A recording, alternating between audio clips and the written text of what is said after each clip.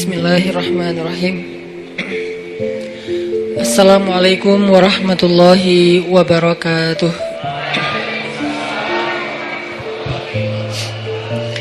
Alhamdulillahirabbil alamin. Alhamdulillahilladzi arsala rasulahu bil huda wa dinil haq liyuzhirahu 'alad dini kullih. Wa kafa billahi syahida. Asyhadu an la ilaha illallah wahdahu la syarikalah wa asyhadu anna Muhammadan abduhu wa rasuluhu la nabiyya ba'dah. Allahumma salli wa sallim wa barik ala sayyidina Muhammad wa ala alihi wa sahbihi ajma'in.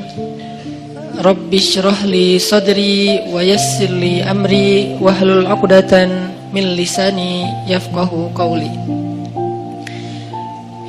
Ahlan wa sahlan min jadid. Selamat datang buat teman-teman semuanya yang pada malam ini kita bisa kembali berkumpul di suasana cuaca yang cerah, alhamdulillah, sehingga di depan teman-teman bisa nongkrong sambil menikmati sajian hidangan Allah Subhanahu wa taala. Dan hidangan Allah Subhanahu wa taala adalah ilmu dan hikmah. Jadi makanan yang kita butuhin itu bukan cuman makanan fisik.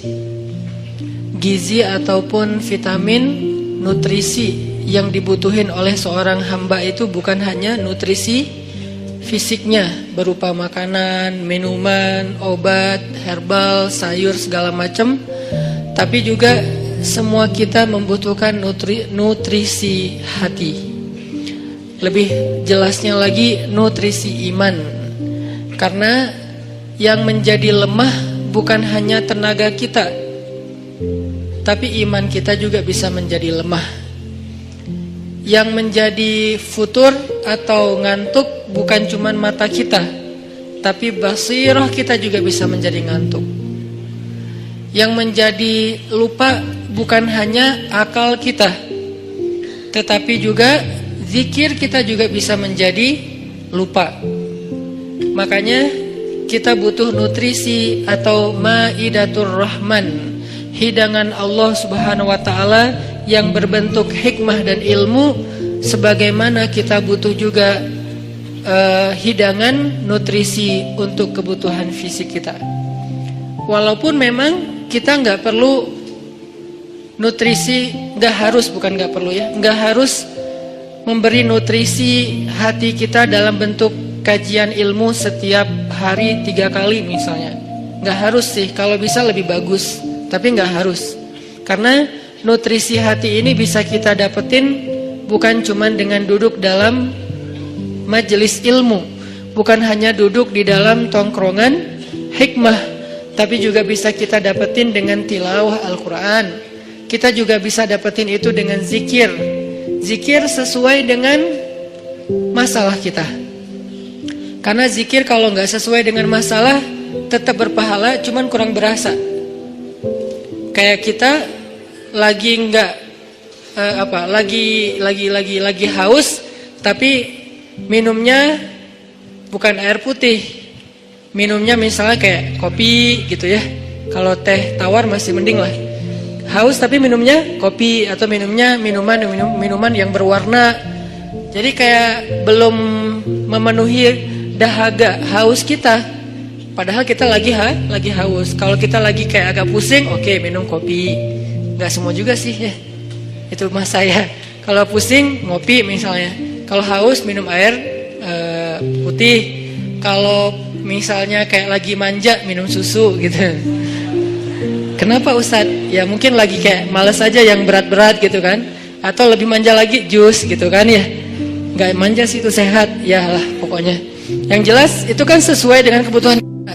Gitu juga dengan zikir. Zikir itu nama Allah yang dipakai itu harusnya sesuai dengan masalah kita. Walillahil asma'il husna. Allah tuh kan punya nama-nama yang bagus, yang mulia, yang baik, yang keren gitu. Walaupun tidak terbatas 99, tapi yang dikenal oleh kita 99. Maka fad'uhu biha, maka berdoalah kepada Allah panggillah Allah. Ud'u itu panggil. Ud'u ila sabili rabbika, atau dakwah itu panggilan, memanggil. Berarti fad'uhu biha, panggillah Allah dengan nama itu. Jadi nggak harus selalu kita manggil Allah ya Allah, boleh. Tapi ditambah juga, misalnya ya Jabbar. Panggilan buat siapa? Panggilan Allah, tapi buat memanggil Allah buat orang yang lagi apa? Yang lagi sakit hati. Pernah manggil ya Jabbar pas lagi sakit hati? Makanya sering sakit hati.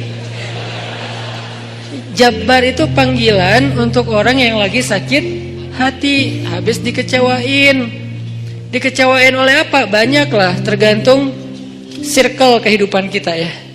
Ada yang circle-nya lebih ke main, berarti disakitin sama gengnya. Ada yang circle-nya lebih ke romantis-romantisan, disakitin oleh mantannya.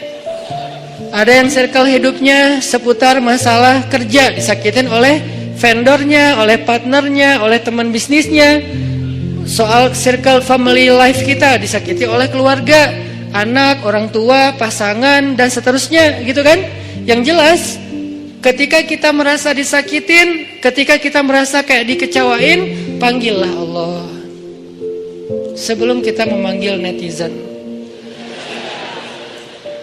Kan kita suka manggil netizen dulu ya, posting, update status, story, terus storynya tuh curhatnya minta respon lagi tuh, dengan kasih polling lah, dengan request lah gitu kan. Baiknya gua putusin atau enggak ya, request gitu. Semuanya putusin, terus dia bingung. Gimana ya. Nah, sebelum kita istisyarah kepada netizen, karena netizen itu istisyarah, bukan istifta, bukan istikharah. Yang paling tinggi itu kan derajatnya dari 3 level. Meminta pendapat, nomor 1 tuh istikharah, minta pendapat Allah. Kedua, istifta, minta pendapat ulama, orang yang berilmu. Ketiga, istisyarah, minta pendapat orang yang lebih bijak dan berpengalaman, termasuk kepada teman kita atau followers kita atau geng kita, itu istisyarah. Sebelum kita istisyarah netizen, ya ayyuhal netizen, sebelum kita pakai kalimat itu, atau ya ustaz, bahkan sebelum ustaz, ya kiai, ya syekh, maka ya Allah. Panggil Allah Subhanahu wa ta'ala. Manggilnya gimana Ustadz? Salah satunya selain kata Allah pastinya, karena itu kalimat yang paling mulia, kita juga bisa manggil tematik. Ya Jabbar. Ya Jabbar itu bisa 2. Sebetulnya 3 maknanya Jabbar, tapi yang lebih common itu 2. 1, dipanggil untuk masalah-masalah yang sifatnya apa ya? Bukan hanya besar, tapi kayak kekuatan. Misalnya kita ngedoain musuh-musuh Islam. Allahumma alaika bi'a'daika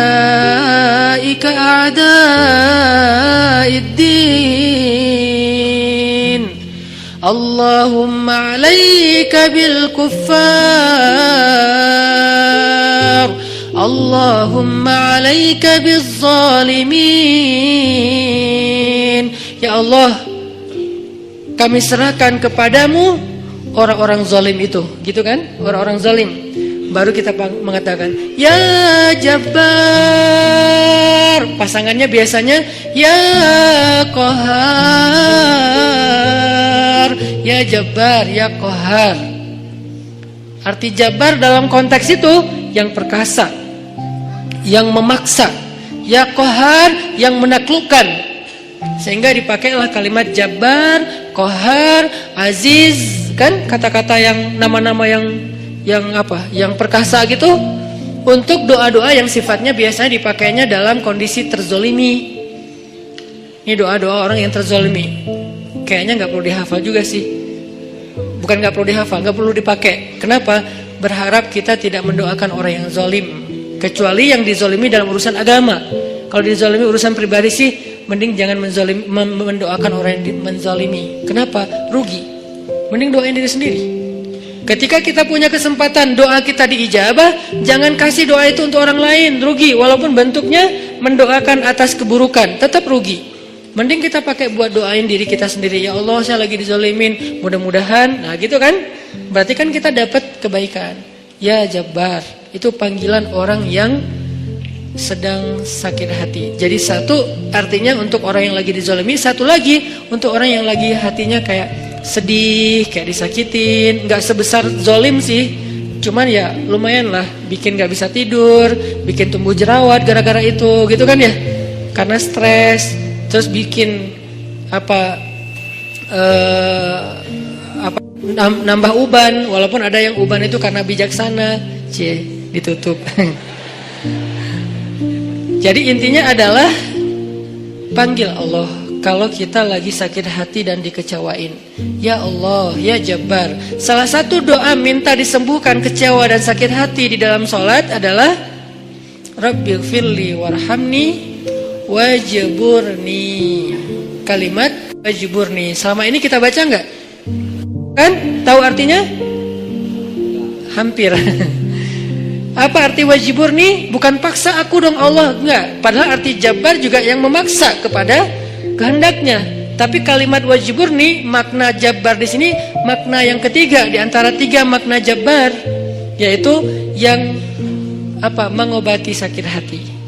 Jadi ketika kita berdoa, Rabbighfirli warhamni wajburni warfa'ni warzuqni wahdini wa'afini. Banyak banget ya. Luar biasa kita ya. Jadi kalau kita sholat aja tuh kita udah minta banyak hal ke Allah.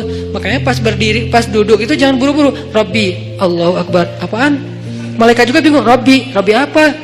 Kamu dengar gak dia doa apa? Enggak. Oh kirain aku doang yang salah dengar, kata malaikatnya. Jadi kita kayak gak jelas gitu minta ke Allah. Rabbi udah gitu sujud. Karena terlalu buru-buru, gak ada tumakninah, gak ada tenang, gak ada berhenti sebentar. Makanya Rabbighfirli warhamni wajburni. Bagian wajburni kalau bisa kayak gimana gitu, kayak agak menghayati dan kayak perasaannya dalam banget gitu. Wajburni. Tapi gak gitu juga sih dalam sholat, bahaya, bid'ah, syubhat menyambar-nyambar. Intinya teman-teman, wajburni itu artinya kalau kita terjemahin, sembuhkanlah sakit hati saya. Atau bahasa lain juga bisa diterjemahin, hiburlah aku ya Allah, aku lagi sedih nih. Kalau kita ke teman gitu ya, hibur aku dong, gue lagi sedih nih. Ya udah yuk kita main, ya udah yuk kita jalan, ya udah kita nonton, ya udah kita ngopi, ya udah kita makan, ya udah apalah terserah. Yang jelas kita ngadu ke dia, minta dihibur pas kita lagi sedih. Nah cara ngadu ke Allah pas kita lagi sedih supaya dihibur oleh Allah, wajburni ya Jabbar. Itu bisa dibaca di dalam sholat, bisa juga dibaca di luar sholat. Gak apa-apa, dalam sholat baca, di luar sholat juga baca. Bahkan di luar sholat kita bisa ulang-ulang, wajburni ya Jabbar, wajburni ya Jabbar. Ya Allah, hibur aku ya Allah, hibur aku ya Allah, aku lagi sedih berat nih. Udah seminggu aku gak buka Instagram ya Allah. Curhat. Kenapa? Komen. Head speech ya Allah. Ya Allah, aku udah seminggu gak lihat grup. Ya Allah, aku udah seminggu gak buka handphone. Lebih parah lagi kan? Berarti bermasalah di akun sosial media, bermasalah di grup, bermasalah di nomor kontak, bermasalah di SMS, semua bermasalah. Ya Allah, udah seminggu aku gak buka handphone. Hibur aku lagi sedih banget gitu. Nah, minta ya Jabbar, wajburni ya Jabbar, wajburni ya Jabbar. Ntar Allah akan hibur kita. Hiburan Allah lebih baik daripada hiburan yang diberikan oleh makhluk. Hiburan makhluk itu kadang-kadang modal. Kalau nggak modal di awal, modal di akhir. Modal di awal, dia ngajak nonton, kita yang bayar. Dia ngajak ngopi, kita yang bayar. Kalau modal di akhir, dia bayar, tapi nanti dia pamrih. Dulu kan pas lo lagi sedih, gue traktirin makan. Sekarang gue lagi sedih nih, sama aja kan ngemodal ya.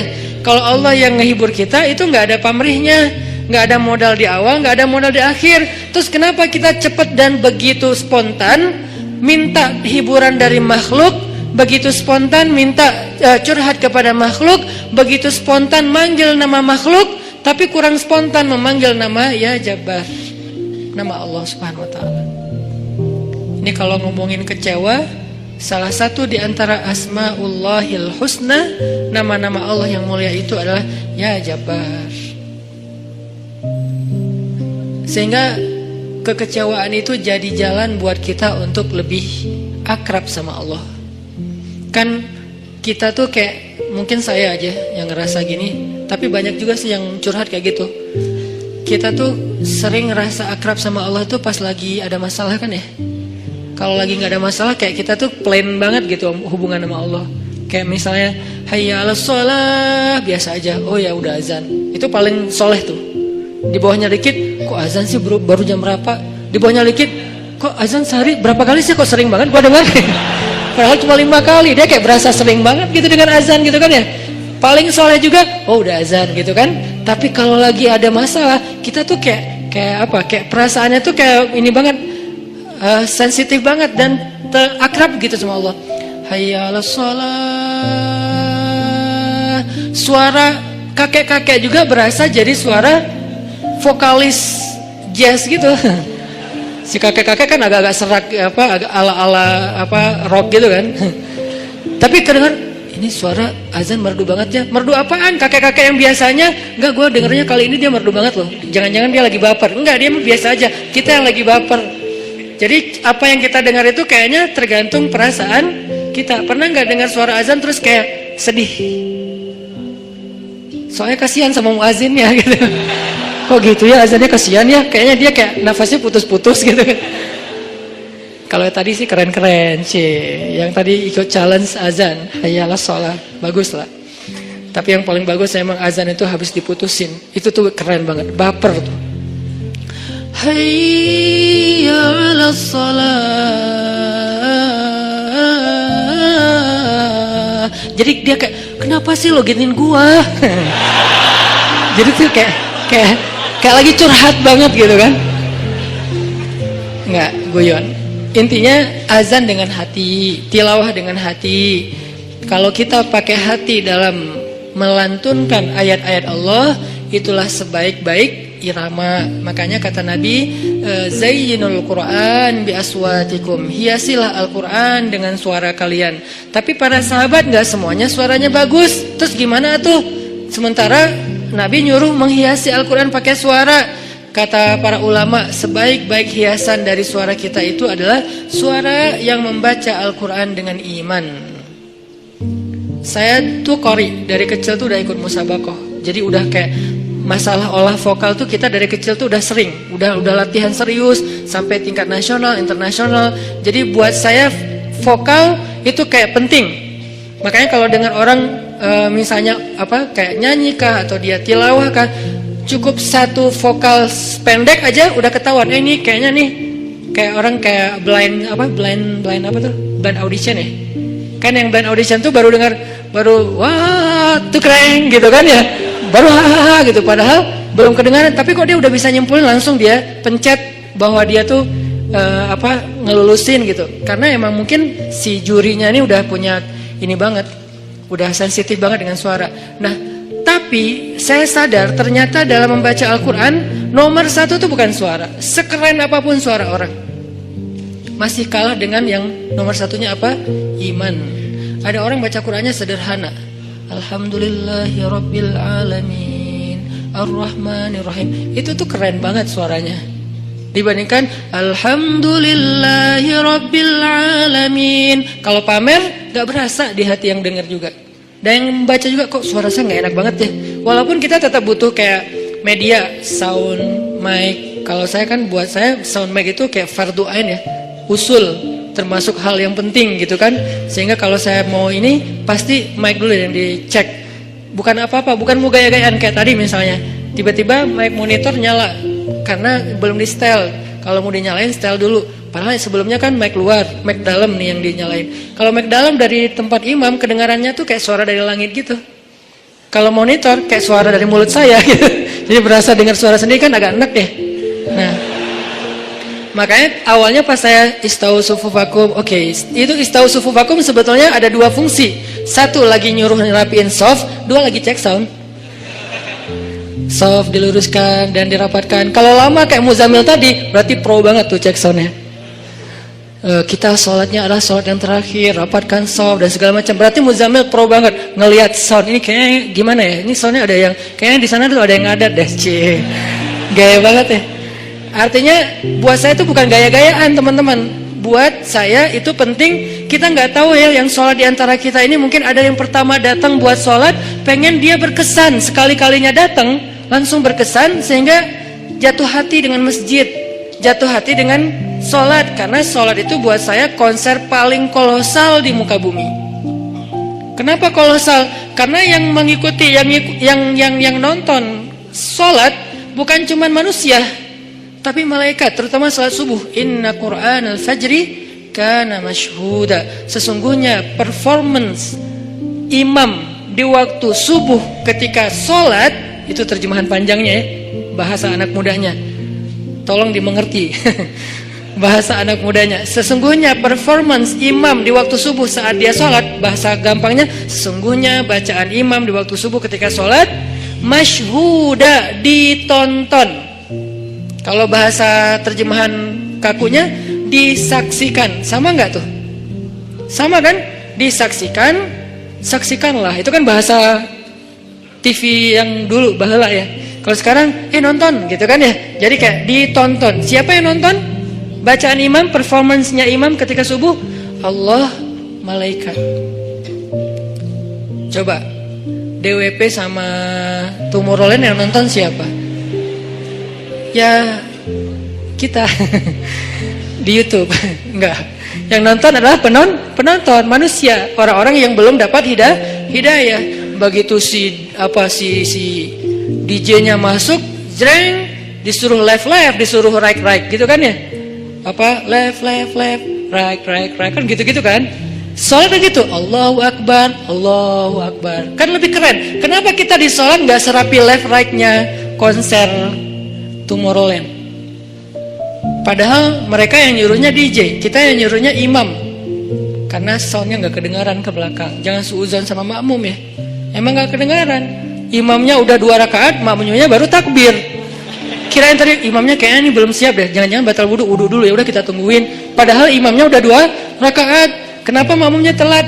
Soundnya tuh nggak sampai ke belakang. Kita irit di bab sound, tapi boros banget di bab kubah masjid, menara masjid, warna masjid. Kadang-kadang cat masjid itu baru beberapa bulan, ini kayak mirip apa ya, kayak nggak sreg gitu ya. Udah ganti deh cat masjid yang doff yang bagus, diganti hanya gara-gara seleranya berubah. Tapi mic-nya cuma puluhan juta. Kubahnya hampir 1 miliar. Orang lain untuk sound itu 1 miliar. Kenapa kok mic lebih penting daripada yang lainnya? Karena inilah activity nomor 1 di dalam masjid kan. Performance nomor 1-nya kan di mic oleh 2 talent. 1 imam, 1 lagi muazin. Muazin penting, imam penting. Muazin manggil orang di luar supaya datang. Imam biar bikin orang di dalam itu nggak nyesel udah datang. Muazinnya keren, imamnya nggak keren, kan kayak nyesel gitu ya. Kirain tadi azan sholatnya seru, gitu kan? Kenapa nggak seru? Soalnya bacaannya salah-salah, suaranya kayak putus-putus gitu, kayak keselak lagi. Imamnya kasihan, gitu kan? Kita di belakang, aduh, udah lah pak, kasihan pak, udah aja ruku dah, gitu kan ya? Kayak nggak tega gitu sama imamnya. Tapi muazinnya bagus, makanya dua-duanya penting. Talent 1 muazin, talent 2-nya imam. Hayya 'alas shalah.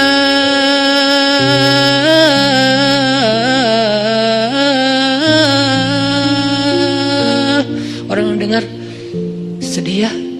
Kenapa? Jadi ingat dosa, Nah, gitu kan ya. Ini kan bagus nih azannya nih. Hayya 'alas shalah.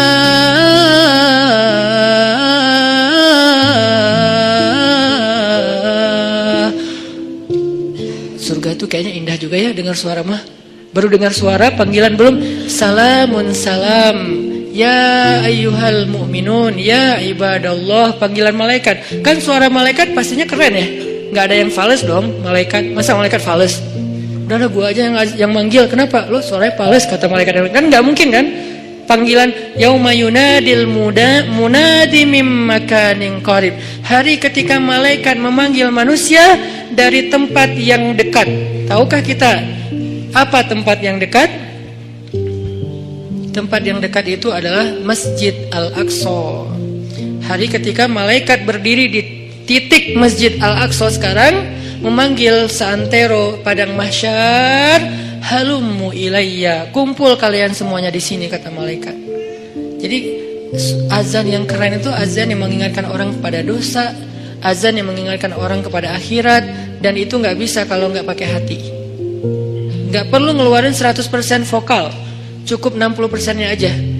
30% dibantu sama sound, 10%-nya dipakai, 40%-nya dipakai dengan perasaan. Makanya saya senang banget kayak apa dulu masa masih punya halakoh kecil sama teman-teman, termasuk ada Muzamil, anak-anak ITB. Kita kan kayak belajar apa dulu? Muzamil mana Muzamil?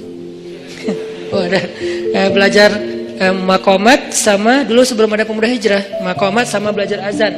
Kita kayak apa ya? Kayak mengcover. Jadi bukan cuma lagu yang di cover, kita mengcover azan.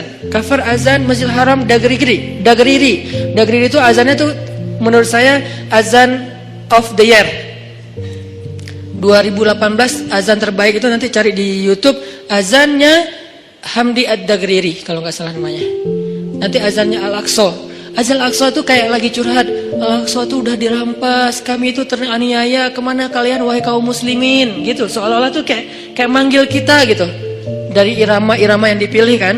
Nah ini semuanya dengan hati. Makanya pakai hati aja udah terbaik. Balik lagi ke tema yang tadi adalah panggil Allah dengan lembut. Nidaan khafiyya. Zikru rahmati rabbika abdahu Zakaria idh nada rabbahu nidaan khafiyya. Ketika dia nada rabbah. Apa arti nada rabbah? Nada itu bahasa Arab, terus jadi bahasa Indonesia nada, tapi beda arti. Nada artinya memanggil. Nada dering, panggilan. Dering panggilan itu bahasa Arab. Iznada rabbahu nidaan khafiyya. Nada yunadi nidaan. Nida panggilan. Jadi kalau ada yang namanya nida itu adalah panggilan. Makanya kalau dia panggil, panggilan kamu siapa? Panggilan aku nida gitu. Itu panggilan, iya nida, iya panggilan ya. Ame gitu. Kalau ngerti bahasa Arab, kalau ngerti ya sama aja sih. Nah, yunadi nada rabbahu nidaan khafiyya. Memanggil dengan khafi. Khafi itu kayak lirih. Ya Allah, gitu pelan-pelan. Terus khusyuk manggilnya. Berperasaan manggilnya, bukan ya Allah. Itu mah kaget kali ya. Bukan manggil Allah karena dia lagi curhat. Kalau mau curhat, ya Allah. Coba jadikan ya Allah ini kata favorit kita deh. Dan jangan tunggu bermasalah baru lembut suaranya. Kalau lagi senang kayak ya Allah. Enggak gitu sih. Kita lagi senang itu juga butuh Allah, teman-teman, yang kayak pekan yang lalu kan. Kita butuh Allah itu bukan pas lagi susah doang. Sarra dan dharra. Iza asabatuhum sarra wa iza asabahum dharra, sama-sama butuh Allah. Butuh Allah ketika susah, jelas kita faham. Butuh Allah ketika senang artinya apa? Supaya kesenangan yang Allah kasih itu jadi barokah, mubarak, jadi bertambah manfaat, jadi bertambah kebaikan, enggak jadi sia-sia. Nah, kalau nikmat yang Allah kasih, kesenangan yang Allah kasih malah jadi bikin kita sia-sia, itu malah jadi musibah. Sehingga kita butuh Allah supaya dituntun, ya Allah saya punya rezeki ini diapain ya? Supaya bermanfaat nih. Kemana saya harus memberikan rezeki ini? Ke keluarga, ke diri saya sendiri untuk kebutuhan. Siapa lagi? Allah tuntun. Supaya kalau Allah tuntun, ketika kita mengalokasikan harta, rezeki, nikmat yang kita dapatkan, itu semuanya untuk kebaikan. Fa'ammal yatima fala taqhar wa ammas sa'ila fala tanhar wa amma bi ni'mati rabbika fahaddits. Kalau enggak, alhaakumut takatsur. Celaka gara-gara takasur. Justru banyak nikmat yang Allah berikan. Jadi teman-teman, poin pertama bab kecewa. Kalau kita kecewa, saya yakin semuanya pernah kecewa dan mungkin masih akan kecewa atau bahkan lagi kecewa sekarang. Kelihatan dari muka-mukanya. Kecewa sama saya. Kenapa ceramahnya lama sekali? Jadi kalau lagi kecewa, apa poinnya tadi? Panggillah Allah. Ya Allah, ya Jabbar, wajiburni, hibur saya ya Allah.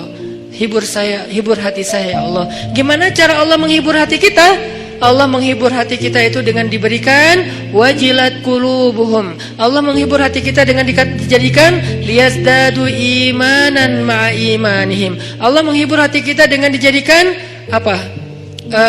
tuma'ninatul qalb, ala bi dzikrillah tatma'innul qulub. Banyak cara Allah menghibur hati.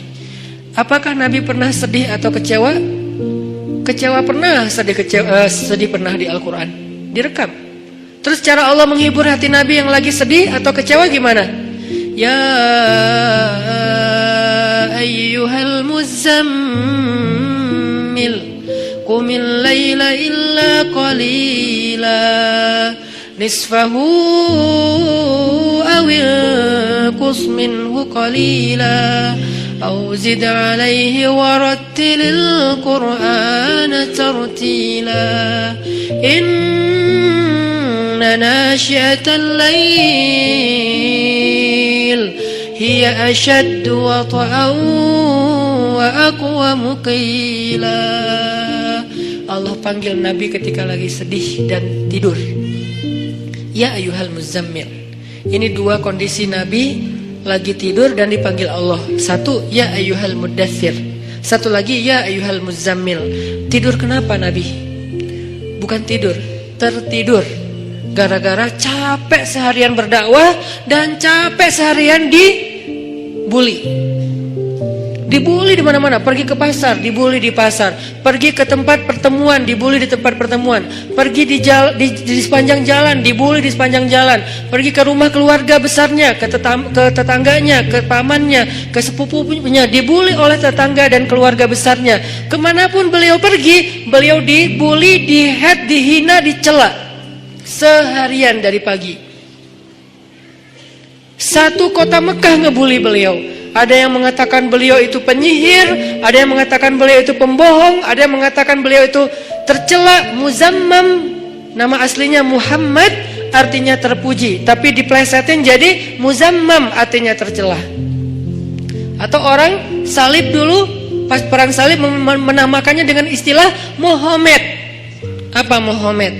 Salah satu nama setan. Jadi dipanggil Muhammad, dipanggil Muzammam, dipanggil sahir, dipanggil majnun, orang gila, dan banyak lagi yang nggak direkam secara diksi oleh Al-Quran, karena emang Al-Quran ini memilih banget diksinya. Tapi secara simbolik Al-Quran nunjukin bahwa inilah celaan-celaan yang diterima Nabi berhari-hari dari pagi sampai malam. Pulang malam-malam ngomong ke Khadijah, Khadijah zammiluni, Khadijah selimuti aku. Khadijah pengertian, diselimuti Rasulullah, diusap-usap kepala Rasulullah. Tenang Rasulullah, tenang ya Rasulullah, la tahzan ya Rasulullah, Allah gak akan ninggalin kamu, Allah tuh sayang sama kamu ya Khadijah. Tapi di tubuh Rasulullah tuh banyak lemparan, bekas lemparan, dibersihin sama Khadijah. Setelah Khadijah wafat, nanti yang menggantikannya Fatimah yang bersihin bekas-bekas lemparan orang. Ada yang lemparin kotoran, ada yang lemparin benda-benda keras sehingga melukai Nabi, dibersihin sama Khadijah. Udah capek, Nabi tertidur. Udah beres urusan, dihibur oleh Khadijah. Begitu sampai waktu yang hening, Khadijah udah tertidur, penduduk seluruh bumi udah tertidur. Allah memanggil kekasihnya, ya ayyuhal muzammil, wahai orang yang berselimut. Itu panggilannya lembut. Jadi kita kalau baca surah Al-Muzammil jangan ya, enggak gitu. Allah manggilnya enggak gitu, kaget atau orang lagi tidur ya. Nah, ayatnya aja lagi berselimut, manggilnya teriak-teriak. Jangan, itu namanya prank. Itu bukan tilawah, itu ngeprank. Makanya jangan tilawah sambil ngeprank. Ya ayyuhal muzammil, wahai orang yang berselimut, kumil laila illa qalila. Di situ kelihatan Allah tuh pengertian banget. Kumil lail illa qalila, bentar aja, nggak usah lama-lama. Kenapa? Karena begitu Nabi berdiri sholat, disitulah Allah akan menghibur hati Nabi. Kalau kita belum bisa terhibur dengan sholat tahajud atau minimal dengan sholat 5 waktu, berarti hati kita berpenyakit, fi qulubihim marad, dan itu harus kita obatin. Obatnya apa? Obatnya istighfar. Kalau orang banyak dosa, belum bertaubat, belum beristighfar kepada Allah, dia susah minta dihibur oleh Allah. Dan terus nanti dia kayak nuduh Allah gak menghibur dia, padahal Allah udah sering menghibur dia, cuman gak berasa di hatinya. Karena hiburan Allah itu hanya bisa dirasakan oleh orang-orang yang hatinya bersih. Dan cara membersihkan hati itu tazkiyatul nufus atau tazkiyatul qulub, Tathhirul qulub adalah dengan salah satunya istighfar. Perbanyak istighfar supaya begitu nanti kita ada masalah, kalau kita nanti lagi disakitin, kalau kita lagi kecewa dan sedih, kita bilang wajibur nih ya Jabar, wajibur nih ya Jabar. Allah hibur kerasa, kita lagi dihibur oleh Allah. Kan enak ya kalau apa yang Allah perlakukan kepada kita tuh kita kayak ngerasa, itu enak tuh. Daripada Allah udah habis-habisan ngehibur kita nggak ngerasa. Ibarat Allah udah ngirim kita japrian, nggak dibaca-baca sama kita. Terus nanti kita tuduh, lu kok nggak empati banget sih sama gue lagi sedih-sedihnya, gue curhat nggak dibalas-balas. Udah dibalas, nggak ada, lu aja nggak baca. Oh ya ada, banyak ternyata. Artinya nggak dibuka sama kita kan? Kenapa nggak dibuka? Mungkin pulsa kita habis, mungkin handphone kita error, mungkin apa dan segala macam kemungkinan. Nah gitu juga dengan Allah. Wa idza sa'alaka 'ibadi 'anni fa inni qarib. Qarib itu kalau lebih dekatnya namanya akrab. Akrab. Qarib. Sahabah qarib, sahabat karib. Itu bahasa Arab. Kan saya sering nge-mention bahwa ini dari bahasa Arab, bahwa biar kita tahu identitas bahasa kita itu sebetulnya sebagian besar diambil serapan dari bahasa Arab. Terus siapa yang merangkai bahasa Indonesia dari bahasa Arab kalau bukan ulama? Jadi nggak bisa dilepaskan antara ulama dengan Indonesia, antara ulama dengan kebangsaan, antara ulama dengan nasionalisme. Toh bahasa nasional kita dibentuk oleh ulama.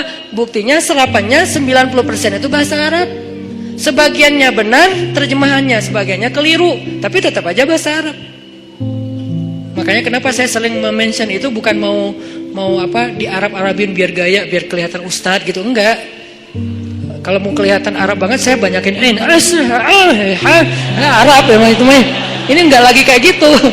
Lagi pengen menarik benang sejarah kalau bahasa kita itu emang sebetulnya bahasa Arab yang diserap. Jadi kalau ada yang agak alergi tentang Arab, saya pikir ini berlebihan. Kita nggak alergi terhadap ras, mau Arab kayak, mau Eropa kayak, mau Afrika, mau apa ya. Kan itu semuanya takdir Allah kan. Emang kita bisa minta diciptain sebagai orang apa? Nggak bisa kan? Ya Allah saya pengen diciptain sebagai orang apa ya enaknya ya. Ini deh orang Rusia, tinggi, putih, rambutnya pirang. Ya Allah saya pengen diciptakan sebagai orang Afrika. Kenapa? Biar tawadu. Nah, enggak gitu juga sih. Jadi kita nggak bisa request gitu kan ya. Dan orang Afrika pun sebetulnya sekarang kan jadi keren ya. Orang kulit hitam keren nggak sih? Berasa sekufu, segolongan. Kalau orang kulit hitam didiskriminasikan nggak keren, kasihan atuh. Kan kulit hitam juga sekarang jadi favorit. Bahkan banyak orang yang pengen menghitamkan kulitnya. Ini artinya ya nggak bisa request mau jadi orang apa, sehingga kita nggak boleh benci golongan ataupun ras, karena dia diciptakan kayak gitu tuh bukan pengennya dia, itu namanya sunnatullah dan takdir, itulah ketentuan Allah. Kalau kita cela rasnya, berarti kita mencela pencipta ras itu, yaitu Allah Subhanahu Wa Taala. Dan ini termasuk larangan dalam hadis mencela nasab. Mencela nasab itu termasuk salah satu dosa besar. Balik lagi ke yang tadi, intinya bahasa kita emang diserap dari bahasa Arab. Nah, kita minta sama Allah. Kata Allah, inni qarib, aku dekat sama kamu. Ujibu da'watad da'i idza da'ani. Ujib dari kata jawab. Jawab bahasa Indonesia juga jawab. Jawabun, jawaban, jawabin, itu grammar. Terus salah satu yang diambil dari antara 3 bentuk grammar Arab itu kita ambil jawaban, ya, menunggu jawaban. Ada orang yang mengatakan saya lagi menunggu jawabun, nggak ada kan ya? Ini agak-agak aneh. Jawabin atau ada tuh jawabinnya. Jawab berarti yang udah ada tuh jawaban jawabin. Jawabun mah belum ada ya. Jawabin atau yang respon apa yang tadi. Nah oke, berarti itu bahasa Arab juga. Jawab, ban, bin sama aja. Ujibu, berarti bahasa Al-Quran sendiri itu sebetulnya tanpa baca terjemah, kalau kita tahu akar katanya, itu emang bahasa kita, bahasa Arab, bahasa Indonesia. Ujibu da'watad da'i idza da'an. Aku mengijabah, menjawab dakwah. Dakwah itu panggilan. Ujibu da'watad da'i idza da'an. Aku menjawab panggilan dai, orang yang memanggil kalau dia mendakwah atau memanggil aku. Jadi kalau kita bilang ya Jabbar, Allah langsung turun ke langit dunia, nyamperin kita, terus mengatakan ai abdi, ai abdi. Ai abdi itu artinya ada apa hambaku? Halaka hajah, kamu punya masalah hambaku? Itu namanya ujibu. Cuman kita nggak dengar. Sama kayak kita baca Al-Fatihah, bukankah Allah merespon bacaan kita? Alhamdulillahi Rabbil Alamin. Kata Allah, hamadani abdi, hambaku memuji aku. Gitu kan? Sampai selesai Al-Fatihah, satu ayat demi satu ayat Allah tuh ngerespon. Jadi kita kayak lagi chat sama Allah sebetulnya. Salat itu kan chat sama Allah. Makanya bahasa hadisnya ihsan. Kalau pengen salat kita yang ada kesan chat, berarti salat kita tuh harus sampai ke level ihsan. Apa level ihsan? Anta abudallah ka'annaka tarah, fa in lam takun tarah fa innahu yarak. Ketika kamu bisa menghadap Allah, beribadah kepada Allah, seolah-olah kamu tuh ketemuan langsung sama Allah. Kan berarti kita lagi chat sama Allah, ketemuan langsung. Kalau nggak ketemuan langsung, kamu nggak ngelihat dia, maka yakinlah dia ngelihat kamu. Berarti kayak orang telepon atau kayak orang fit call, cuman kamera depan kita rusak. Kamera depan dia kita nggak bisa ngelihat dia. Kamera depan dia. Ya gitu deh pokoknya. Yang jelas adalah kita lagi chat sama Allah. Sehingga Allah tuh kalau kita berdoa jangan berpikir bahwa kita tuh ngomong sendiri terus gak ada yang dengerin. Rabbana atina fid dunya hasanah wa fil akhirati hasanah wa qina adzabannar. Rabbi firli warhamni wajburni warfa'ni warzuqni wahdini wa'afini wa Allahu akbar. Ya enggak ada yang dengar seolah-olah enggak. Rabbi firli warhamni wajburni. Kalau kita salat berjamaah Ustaz gimana? Pelan-pelan, imamnya kita mungkin slow motion. Kalau dia kan dicepetin tuh kan ya, jadi ya apa istilahnya tuh, cut to cut gitu kan. Gimana tuh caranya Ustaz? Sedapatnya, jangan dipercepat tapi tetap dapat kan. Rabbi firli warhamni wajburni. Belum beres, Allahu akbar, enggak apa-apa, tapi kita udah kayak tenang. Makanya kalau nggak puas tambahin dengan sholat sunnah. Begitu tahiyat awal, duduk tahiyat antara dua sujud, Rabbi firli warhamni wajburni. Lama wajburni teh 10 menit. Kenapa itu orang teh curhat sama Allah? Boleh nggak kayak gitu? Boleh nggak kita duduk di antara dua sujud setengah jam? Boleh. Apalagi sholat sunnah. Kecuali kita jadi imam sholat berjamaah, jangan. Kasihan. Anak udah nangis-nangis. Terus suami udah nunggu di depan ngeklakson-klakson. Terus sales udah habis promonya. Kan nggak konsen sholatnya. Makanya kalau jadi imam yang bijak, ambil pertengahan. Makanya bacaannya juga jangan terlalu panjang. Kalau sholatnya sholat 5 waktu. Tapi terutama kecuali subuh yang paling panjang. Kalau sholatnya sholat tarawih, namanya juga tarawih dari kata roha. Roha bahasa Indonesia rehat. Jadi tarawih itu artinya berehat-rehat. Kalau sholat tarawihnya sampai keringetan, namanya bukan berehat-rehat, itu mah lagi nge-gym.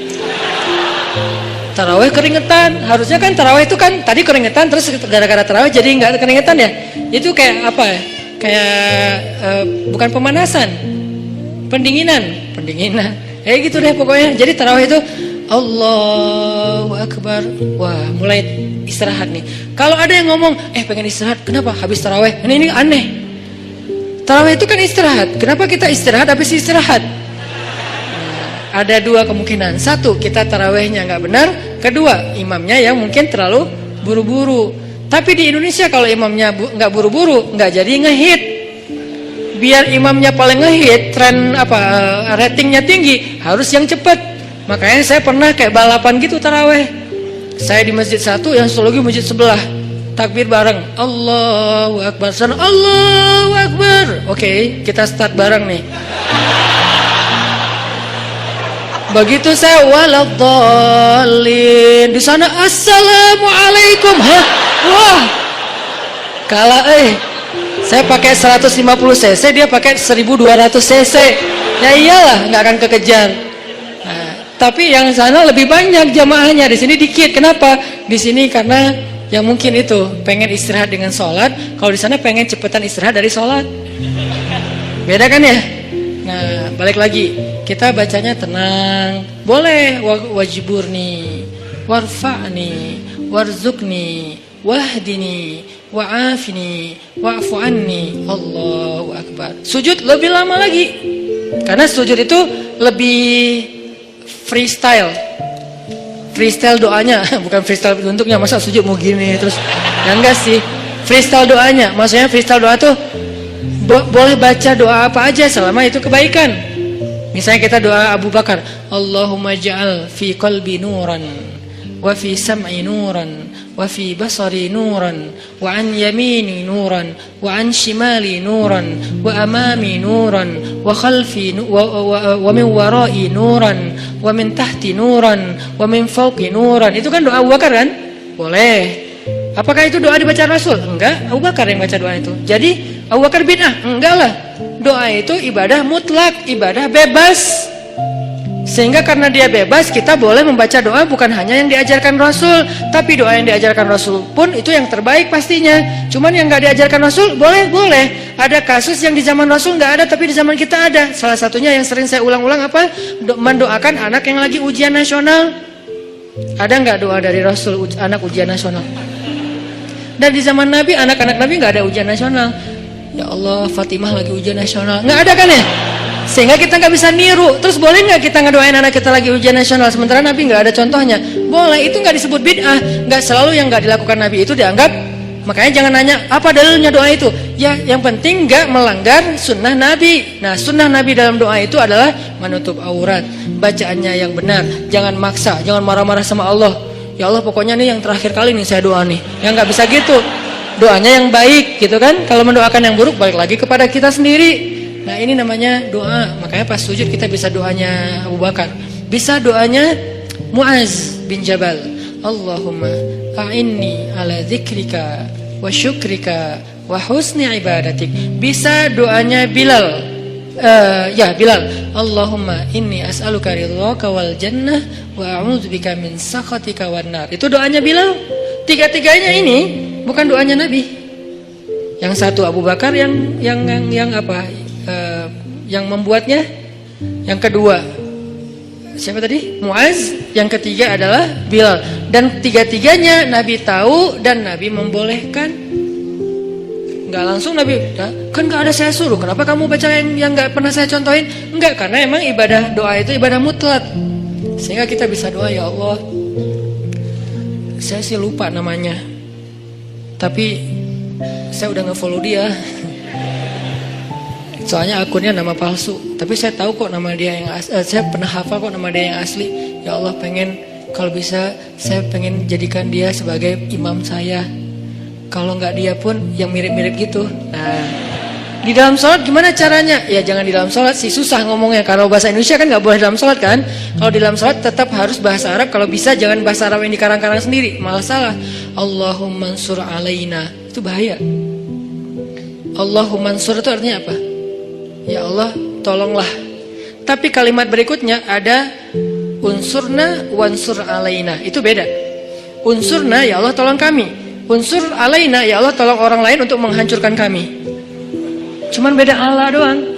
Makanya kalau kita Allahumma ansuril muslimin ala a'daika, Allahumma ansuril muslimin alal kafirin, Allahumma ansuril muslimin alal zalimin. Tapi kalau Allahumma ansuril zalimin alal muslimin, wah, apalagi diaminkan banyak orang. Kenapa kita kok kalah terus ya? Ya itu doanya salah.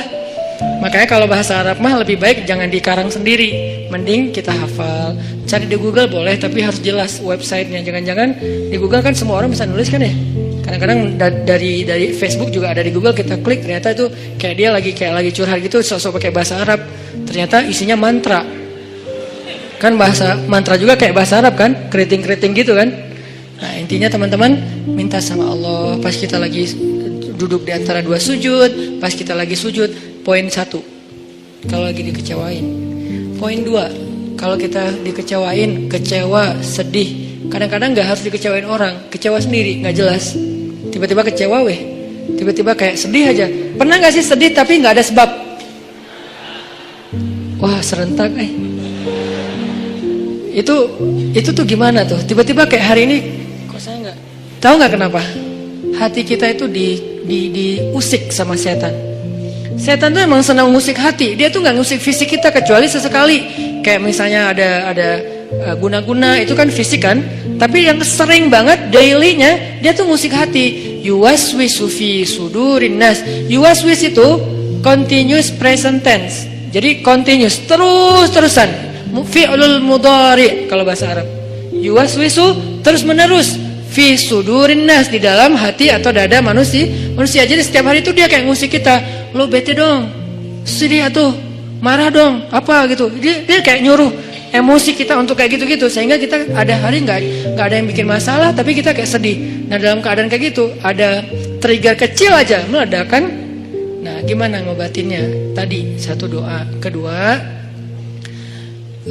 kalau kita lagi sedih kayak gitu, coba selain minta kepada Allah Subhanahu Wa Taala, belajar untuk membiasakan amal favorit kita itu, hobi kita itu hobi yang bentuknya ibadah. Saya nggak nyalahin hobi kita. Kita punya hobi olahraga itu keren banget dan bermanfaat. Kan saya paling nggak suka menjudge ya. Makanya kalau ada orang yang menjudge dunia anak muda itu seolah-olah semua negatif, saya kayak ngerasa sedih dan tersinggung.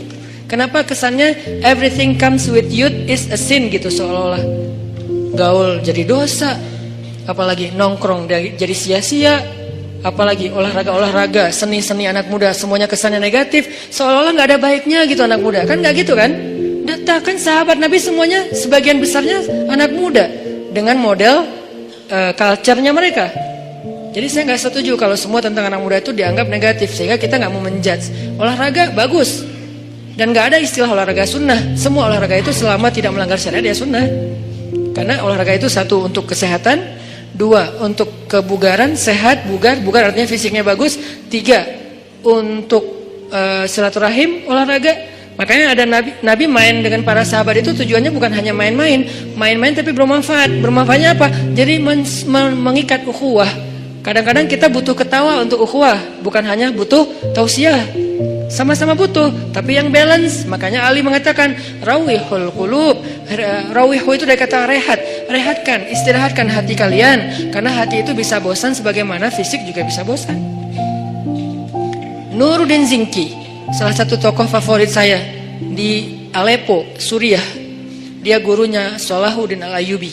Kalau mau kita lihat siapa Salahuddin, nggak afdol kalau kita belum lihat siapa di balik Salahuddin, yaitu Nuruddin Zinki. Keren banget, lebih daripada Salahuddin Al-Ayyubi. Beliau dalam satu waktu bikin lomba berkuda di antara prajurit-prajuritnya. Berkuda selama 3 hari. Berkudanya tuh lomba, seru-seruan. Terus mereka kayak freestyle gitu kudanya. Kalau kita kan ada riding, ada freestyler kan. Freestyle itu kan mungkin kayak anak mobil, mungkin kayak nge-drift gitu kan. Atau anak motor mungkin kayak nge-jumping dan segala macam. Freestyle lah pokoknya. Nggak riding, nggak touring. Biasanya riding, touring, sekarang freestyle semua. Main-main, ketawa, ada yang jatuh diketawain. Ketika ada orang yang ahli ibadah, bukan ahli dakwah, ini bedanya ahli ibadah sama ahli dakwah. Ada orang ahli ibadah mendengar berita ini, kalau Nuruddin lagi bikin acara freestyle kuda, ahli ibadah ini kemudian mengirim surat kepada Nuruddin Zinki. Isi suratnya apa? Nuruddin, ittaqullah. Kan orang kalau ngomong idealis tuh kesannya dia paling benar ya. Pakai ayat, pakai hadis, kesannya dia benar dan kita salah. Jadi kita jadi tiba-tiba kok saya jadi salah ya? Gitu. Ittaqullah, langsung menjudge. Takutlah kamu kepada Allah. Seolah-olah Nuruddin baru bikin dosa. Kalimat ittaqullah itu kan kalimat kepada orang yang baru bikin dosa. Ittaqullah, istaghfirillah, tub ala Allah. Jadi kayak kamu tuh dosa banget, takut sama Allah, gitu kesannya. Nuruddin, ittaqullah, takutlah kamu kepada Allah. Yang kamu lakukan ini semuanya sia-sia. Waktu kita itu nanti akan dimintai pertanggungjawaban setiap detiknya, panjang. Keluarin ayat, keluarin hadis. Faman ya'mal mithqala dzarratin khairan yarah wa man ya'mal mithqala dzarratin syarran yarah wal asri innal insana lafi khusr. Semua ayat keluar, semua hadis keluar. Kesannya Nuruddin itu main-main dan sia-sia. Ini bedanya orang yang hanya tinggal di dalam masjid dengan orang yang turun ke dalam objek-objek dakwah dan jihad. Mereka akan lihat realitas yang berbeda banget di dalam masjid. Di dalam masjid mah semua orang baik, soleh. Gak diuji kita di dalam masjid, sedikit kalaupun ada. Tapi begitu di luar, akhirnya Nuruddin Zinki membalas Balasannya apa? Akhi fillah, saudaraku karena Allah. Sebetulnya saya tidak ingin menyampaikan ini, tapi karena engkau sudah menuduh saya dengan tuduhan-tuduhan yang tidak benar, saya perlu tabayyun, kata Nuruddin. Kami itu udah berjihad berbulan-bulan, melintasi gunung-gunung yang tinggi, melintasi padang pasir, musim panas, musim dingin, menghadapi musuh-musuh yang berkali-kali lipat lebih banyak dari kami. Kami dan kuda-kuda kami sudah melihat darah tuh terus-terusan, setiap hari ngelihat darah, setiap hari ngelihat potongan tubuh manusia. Lelah, tidak tidur berhari-hari, kehausan, tidak minum kecuali beberapa tetes air saja dalam sehari. Kami itu sudah berjihad berbulan-bulan, kata Nuruddin. Sehingga saya melihat pasukan saya mulai stres. Kuda-kuda kami mulai stres. Kuda kalau stres susah dipakai. Jadi nggak akan sesuai dengan instruksi dari penunggangnya, kesatrianya. Dia stres, ngelihat musuh dari kejauhan. Kadang-kadang bukan ngelihat musuh, ngelihat pohon aja dikira musuh. Wah, banyak banget musuhnya, lari. Kuda stres kan bahaya kan, dan bisa membahayakan penunggangnya. Gimana mau rapi dalam soft jihad kalau kudanya pada stres, kayak nggak pernah diservis. Ibarat motor nggak pernah diservis, dibawa tuh sampai olinya udah kayak lumpur. Akhirnya kami bawalah, kalau bahasa kita, diservis. Diservis itu apa? Dengan cara, kalau diservis motor kita bawa ke bengkel servis nih, ganti oli, apa segala macam dibersihin, kayak gitu-gitu kan. Kalau servis kuda dibawa main, karena kuda itu servisnya dengan main, bukan makan minum dan segala macam. Akhirnya kudanya bisa ikut main sama penunggangnya, lucu-lucuan, guling-guling, kudanya menjatuhkan penunggangnya, terus diketawain dengan lain. Dan prajuritnya juga diservis dengan cara apa? Entertain, mereka butuh hiburan. Jangan berpikir ketika ada orang berhibur sebentar, seolah-olah udah seluruh hidupnya berhibur, sampai kita menuduhnya bahwa hidupnya sia-sia. Ini terlalu gampang menjudge orang lain. Bisa jadi itu bagian dari program dakwah. Itu jawaban Nuruddin. Jadi saya ingin supaya prajurit saya segar lagi, ukhuwah mereka kuat lagi, lebih soft, barisan mereka lebih bagus lagi, dan kuda-kuda mereka lebih sehat dan bugar lagi. Dibalas kepada ahli ibadah. Baru kemudian ahli ibadah, ya tapi kan gak harus gitu juga. Oh panjang, akhirnya gak beres. Ya namanya juga orang kalau udah dengki. Sama dengan Fudail bin Iyad dengan Ibnu Mubarak. Fudail bin Iyad ahli ibadah di dua Masjidil Haram. Masjid Nabawi dia ahli ibadah dan mengajar di Masjid Nabawi. Di Masjidil Haram juga dia ahli ibadah dan mengajar di Masjidil Haram. Tapi gak pernah keluar dari masjid. Sehingga yang dia tahu realitas dunia ini hanya realitas masjid. Tentang sholat harus rapi, tentang kalau sholat kita sunnah sendiri harus pakai sutro. Itu kan realitas-realitas dinamika masjid kan. Tentang waktu azan itu jangan diburu-buru, antara azan dan iqomah itu dikasih jeda waktu. Kemudian masalah menutup aurat dalam pakaian sholat. Kemudian masalah kenceleng. Itulah realitas masjid. Sangat mungkin belum banyak. Ketika keluar dari masjid, realitasnya tuh beragam, nggak sesederhana masjid, rumit. Kalau di dalam masjid itu sederhana realitasnya, sehingga nggak butuh pemikiran rumit untuk menyelesaikannya. Di luar masjid itu rumit banget. Baru aja di teras masjid udah rumit, masalah sendal ketuker. Kalau ketukernya dengan yang lebih bagus sih, bukan masalah, nggak akan ngomong, diam-diam aja. Ini masalah ketukernya dengan yang ya gimana gitu. Nah, akhirnya ini nih yang jadi realitas, apalagi keluar dari pintu masjid. Udah keluar pintu masjid, tangga masjid, keluar tangga masjid, parkiran masjid. Di parkiran udah realitas. Baru datang udah lihat mobil atau motor udah kebaret. Wah nih tadi karena motornya desak-desakan, spion kita lah, atau bodi motor kita yang baru lah udah kecoret-coret, atau mungkin motor kita posisinya kok nggak enak gitu di tengah, kena hujan. Padahal tadi perasaan parkirnya di atasnya ada atap, sekarang kena hujan jadi basah, padahal habis dicuci segala macam. Itu udah realitas. Sehingga ketika Ibnu Mubarak melihat Fudail bin Iyad asik aja mengajar di dalam masjid, Ibnu Mubarak mengirim surat kepada Fudail bin Iyad yang kemudian jadi nasyid, jadi lagu. Ya abidal haramain, wahai hamba yang beribadah di dua Masjidil Haram. Ya abidal haramain, law absartana la'alimta annaka bil ibadati tal'abu. Wahai orang yang beribadah di dua Masjidil Haram siang dan malam, tahajud, itikaf, tilawah, ngajar ilmu, kalau kamu melihat apa yang kami lakukan di luar sini, maka kamu akan menganggap ibadahmu itu cuma main-main. Padahal udah di Masjidil Haram dan di Masjid Nabawi, tapi masih dianggap main-main. Kalau dibandingkan dengan apa? Dibandingkan dengan dakwah dan jihad. Karena dakwah itu nggak sederhana ibadah. Ibadah kita semua yang datang orang-orang udah pada soleh, yang pengen ibadah, gampang diatur. Shaf luruskan, lurus nggak? Lurus. Coba suruh luruskan shaf di belakang zebra cross. Segampang meluruskan shaf di masjid? Enggak, itulah realitas, itu perbandingannya. Kalau kita belum bisa menyuruh masyarakat social behaviornya lurus di belakang zebra cross, berarti kita belum menyelesaikan masalah masyarakat. Berarti belum berdakwah, baru beribadah di dalam masjid. Itu bandingannya, segampang mana? Mana lebih gampang, nyuruh orang lurus di belakang zebra cross apa nyuruh orang untuk ikut imam? Ikut imam. Jangan kalian mendahului atau menyamai gerakan imam. Oke. Allahu Akbar, Allahu Akbar. Pas bangkit dari sujud, Allah.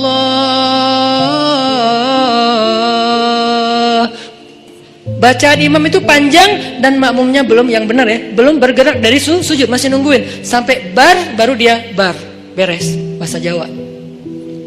Jadi begitu imamnya Hu Akbar, baru makmumnya Allahu Akbar. Gampang nyuruh makmum kayak gitu. Coba jangan menyamai lampu kuning apalagi mendahului. Susah kan?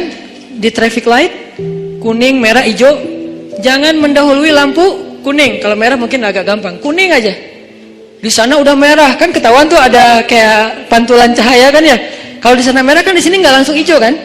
Di sini mah ada jeda beberapa detik lah. Di sana udah mulai kuning, wah, jalan kan ya. Di mana pelajaran soft dan gerakan sholat yang kita katakan jangan menyamai dan mendahului imam. Makanya realitas di dalam masjid dengan di luar tuh beda. Sehingga kalau kita nggak pernah keluar dari masjid, kita terkesan idealis, tapi sebetulnya nggak tahu masalah. Begitu juga dunia anak muda. Buat saya selalu respect sama anak muda, karena saya ngerasa bahwa anak muda itu aset luar biasa. Dan di tangan teman-teman nih, anak-anak muda, nasib Indonesia 10 tahun yang akan datang. Jadi kalau anak muda ini hanya dijadikan objek terus menerus sebagai bahasa judgement, terus gimana nasib Indonesia? Padahal anak muda itulah yang mengukir banyak sejarah. Jarang sejarah diukir oleh orang tua kan? Rata-rata sejarah itu diukir oleh anak muda. Dalam Islam muncul nama komandan militer paling muda dalam sejarah Islam, namanya Usamah bin, bukan bin Laden, Usamah bin Zaid. Itu beda lagi kasusnya, saya nggak mau mengkomentar. Yang jelas namanya Usamah. Jadi jangan takut dengan nama Usamah. Nama Usamah itu nama sahabat. Bahkan dia adalah cucu angkatnya Rasulullah. Dari anak angkat Rasulullah, walaupun gak jadi anak angkatnya, yaitu Zaid bin Harithah. Namanya Usamah bin Zaid. Itu komandan militer termuda dalam sejarah Islam. Usianya kalau gak salah 14 tahun. Kelas berapa? Kelas 2 SMP, memimpin pasukan militer. Bukan naik motor. Gak mau dibahas karena gak di endorse. Jadi bukan naik motor terus pakai baju SMA terus kayak gitu-gitu, bukan. Saya nggak merujuk kepada sesuatu ya. Gitulah pokoknya. Ini memimpinnya naik motor sama naik kuda, lebih susah mana? Kuda. Kecuali buat orang-orang ya kayak di Lombok, di daerah-daerah yang banyak kuda kan, tuh keren banget sih, saya kayak local pride banget lah itu mah. Jadi naik kuda memimpin pasukan, dan itu bukan riding, walaupun riding juga keren, tapi ini menghadapi musuh usia 14 tahun loh. Kalau nggak matang mentalnya, nggak mungkin Nabi memberikan kesempatan dia jadi panglima militer. Yang ngasih itu surat kuasanya tuh langsung dari Nabi. Bahkan ketika Abu Bakar jadi khalifah, lalu Umar nggak setuju Usamah jadi panglima militer, Abu Bakar marah kepada Umar. Ya Umar, kamu ingin menyobek surat Rasulullah? Kamu ingin mencoret kalimat-kalimat Rasulullah? Ini langsung Rasulullah yang nunjuk Usamah pemimpin militer. Bahkan kalau seandainya pasukan itu kita harus ada di dalamnya, engkau wahai Umar harus tunduk kepada Usamah. Nanti ada lagi yang membebaskan satu negeri yang selama beribu-ribu tahun gak bisa dibebaskan, usia 21 tahun. Muhammad, atau kita juluki Al-Fatih, bukan sang penakluk, sang pembebas. Karena terjemahan yang lebih tepatnya bukan penakluk tapi pembebas. Dia nggak menaklukkan siapa-siapa, apalagi cewek. Kalau kita di zaman sekarang mungkin ada penakluk cewek gitu kan. Ini enggak, membebaskan. Cewek dibebaskan. Dari apa? Dari perbudakan, dari penghinaan. Muhammad Al-Fatih. Jadi anak muda itu harus diberikan apresiasi yang tinggi. Dan memang kita harus bangga. Indonesia ini harus bangga punya anak muda mayoritas sekarang. Tahun depan malah 70% penduduk Indonesia anak muda. Berarti kita bangga banget nih, negara dengan penduduk terbanyak anak muda di dunia dan muslim. Ngomong apa tadi teh? Baper kalau udah ngomongin masalah dakwah, masalah anak muda. Saya tuh ngambil segmentasi dakwah anak muda itu bukan pengen seru-seruan loh. Teman-teman tahu saya dulu pakai jubah, pakai sorban, gini nih. Cuman dakwah itu bagus, tapi segmentasinya berbeda. Ada banyak segmen di luar sana yang nggak bisa diginiin. Bisanya diginiin dengan santai, kita temenan, kita main bareng. Dan itu bukan karena saya pengen, kayaknya Ustadz baru puber sekarang deh. Bukan. Ustadz kayaknya kurang nakal deh waktu muda, jadi pengen nakal sekarang. Ya enggak lah, dikit. Bukan karena itu saya mengambil segmentasi anak muda, karena saya yakin teman-teman anak muda inilah, pemuda Indonesia inilah yang akan jadi wajah Indonesia 10 tahun lagi, 2024, 2029, inilah wajah Indonesia. Sehingga kalau kita pengen merubah Indonesia, kita harus mulai dari anak muda. Dan anak muda yang terbanyak itu bukan di dalam masjid kenyataannya. Kecuali sekarang mungkin, sebelum kita bikin tren hijrah, anak muda yang terbanyak itu bukan di dalam masjid, di luar masjid. Gimana cara bawa mereka ke dalam masjid kalau hanya kita berkoar-koar di atas mimbar? Saya tuh kalau khutbah Jumat dulu tuh, demi Allah gitu. Tapi anak muda tetap aja sepi. Malah yang bikin kaget, yang kakek-kakek kan kasihan, kaget. Apa sih kakek-kakek? Kalau anak muda digituin kan kayak seru, adrenalin gitu kan. Ini kakek-kakek digituin, kasihan atunya. Sesungguhnya kematian, ya Ustadz ya. Kematian lihatnya ke kakek-kakek. Nah ini udahlah, masa-masa itu saya udah beres. 8 tahun saya dakwah di Bandung dengan cara itu. Sekarang saya pengen segmentasinya jelas anak muda, karena saya berharap lebih ke anak muda. Saya pengen selalu saya share, mimpi kita bersama adalah suatu saat muazzin kita itu adalah wakil pejabat, mau wakil presiden, wakil gubernur, wakil wali kota. Dan dia udah belajar azan di masjid-masjid ketika dia masih muda. Azannya azan baper dari hati. Kebayang aja wakil presiden manggil kita sholat di Masjid Istiqlal, live streaming. Hayya 'alas shalah.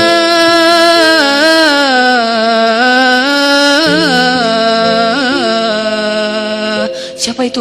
Pak Wakil Presiden. Wah kan semangat ya se-Indonesia sholat berjamaah subuh ya. As-salatu khairum minan naum. Wakil Presiden bilang sholat lebih baik daripada tidur. Kan keren tuh. Datang anak muda berbondong-bondong ke masjid karena diazanin sama Wakil Presiden. Wibawa banget tuh, izzah. Begitu masuk qamat nih, Allahu Akbar, Allahu Akbar, asyhadu an la ilaha illallah. Wakil Presiden, istawu sufufakum. Siapa? Presiden. Wah keren ya. Allahu Akbar. Presidennya gagah, dia izzah kepada musuh-musuh Allah, tapi ruhama ubainahum. Jangan di sini dia bersikap keras. Masa kepada sesama kaum muslimin dia sifatnya asyidda? Kebalik atau ayatnya? Bukankah ayatnya asyidda wal kufar ruhama ubainahum? Ruhama, bahasa ruhama itu apa? Komennya ruhama, angger. Komennya ruhama, ngomongnya ruhama, di grup broadcastnya ruhama, kalau ketemu kaum muslimin itu ruhama. Kepada manusia rahmatan lil alamin. Kepada kufar, siapa kufar? Orang yang memerangi mereka, musuh-musuh yang zalim, seperti orang misalnya Israel yang menjajah Palestina, atau orang-orang zalim yang menyakiti kaum muslimin di Suriah, di Yaman, di Irak, di Rohingya. Itu asyidda. Jadi nggak ada salaman sama mereka, pelukan, senyum-senyum, asyidda sama mereka. Kalau ditarik, kita tarik balik. Berarti kan dia juara panco ya, presidennya. Kan ada tuh presiden narik-narik gitu kan. Nah kalau kita nggak kuat narik kan kayak kalah gitu kan. Alhamdulillah ada presiden kaum muslimin di satu negeri, ditarik nggak bisa. Aduh berat ya udah deh nggak jadi gitu. Ini artinya asyidda, dia tuh syadid izzah, tapi begitu sholat di antara kaum muslimin, Allahu Akbar, di situ nggak perlu nunjukin keras. Alhamdulillahi Rabbil Alamin. Enak banget loh sholat dipimpin presiden, bacaannya khusyuk, hafalannya banyak, sehingga dia bisa explore Al-Quran. Qul huwallahu ahad. Enggak gitu sih, ayatnya panjang. Alif lam mim. Gua mah rela Al-Baqarah satu surat kalau presiden, gitu kan ya? Imamin, presiden yang imamin Al-Baqarah sampai dari subuh sampai duha. Ya nggak gitu juga kali Ustadz. Kan Al-Baqarah 2,5 jam tuh sampai waktu duha. Intinya itu mimpi. Saya sih bermimpi Indonesia tuh kayaknya bisa nih. Kayak sekarang aja bermunculan imam-imam muda dengan Muzammil and the Gangs. Sejak kita ramein hijrah ini kan jadi banyak nih. Muncul imam dengan rambut gimbal. Apalagi muncul imam anak muda, anak SMA, itu bisa banget. Dan mereka nanti pasti saya yakin akan jadi pemimpin-pemimpin masa depan. Kayak sekarang saya dekat sama teman-teman pemuda Pancasila, Sapma Pemuda Pancasila juga. Kalau lagi dekat sama mereka ngobrolnya apa? Lo nyalak nggak tahun ini? Ya insya Allah lo kayaknya masih mau main dulu deh, 5 tahun lagi gua nyalak. Berarti kan anak-anak muda sekarang lintas organisasi, mau dia PP, mau dia Karang Taruna, mau dia komunitas, sebetulnya kan calon pemimpin masa depan kan? Kalau mereka lahir dari rahim tarbiyah, kebayang aja pemimpin Indonesia 5 tahun lagi atau 10 tahun lagi. Lahirnya dari rahim tarbiyah. Gimana cara mentarbiyah Indonesia? Gak bisa bikin satu pesantren dengan ukuran sekian hektar, harus bikin pesan _ tren. Dan tren inilah yang jadi konten tarbiyah, mentarbiyah semua anak muda di Indonesia supaya semuanya secara fikroh lahirnya dari rahim tarbiyah. Secara hamasah lahirnya dari masjid.